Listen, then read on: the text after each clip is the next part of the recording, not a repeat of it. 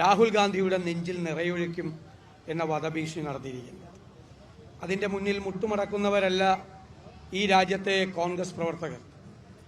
നമുക്കറിയാം രാഹുൽ ഗാന്ധിയെ എത്രമാത്രം വർഗീയ ഫാസിസ്റ്റ് ശക്തികൾ ഭയപ്പെടുന്നു എന്നതിൻ്റെ ഏറ്റവും അവസാനത്തെ ഉദാഹരണമാണ് അദ്ദേഹത്തിൻ്റെ നെഞ്ചിലേക്ക് നിറയൊഴിക്കാൻ മടിക്കില്ല എന്ന ഈ ഫാസിസ്റ്റുകളുടെ പ്രഖ്യാപനം.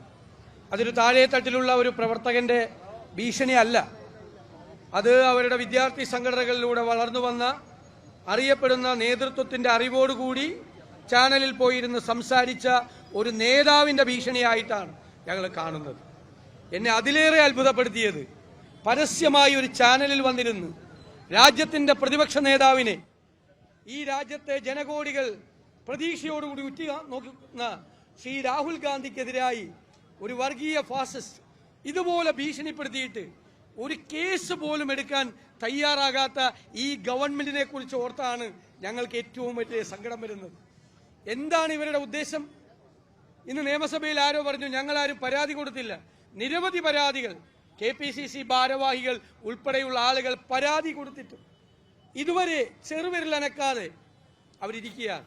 കാരണം അത് BJPയുമായിട്ടുള്ള ബാന്ധവമാണ്, അവരുമായിട്ടുള്ള കൂട്ടുകച്ചവടമാണ്. അല്ലെങ്കിൽ ചാനലിൽ വന്നിരുന്ന് ഈ രാജ്യത്തെ പ്രിയങ്കരനായ നേതാവിന്റെ നെഞ്ചിൽ നിറയൊഴിക്കും എന്ന് പറഞ്ഞവൻ ചാനലിൽ നിന്ന് പുറത്തിറങ്ങുമ്പോൾ അവനെ അറസ്റ്റ് ചെയ്ത് റിമാൻഡ് ചെയ്യണ്ടേ ഈ ഗവൺമെന്റ്?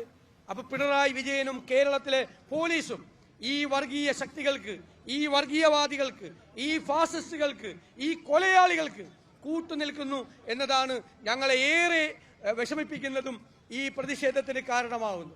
കൃത്യമായ നിയമ നടപടികൾ സ്വീകരിച്ച് നിയമത്തിന്റെ മുന്നിൽ കൊണ്ടുവന്ന് വേണ്ട കൃത്യമായ നടപടികൾ സ്വീകരിച്ചില്ലെങ്കിൽ കേരളമല്ല രാജ്യം മുഴുവൻ ആളിക്കത്തുന്ന പ്രക്ഷോഭമുണ്ടാകും എന്ന് ഞങ്ങൾ വിനീതമായി കേരളത്തിലെ മുഖ്യമന്ത്രിയെ ഓർമ്മപ്പെടുത്തുന്നു.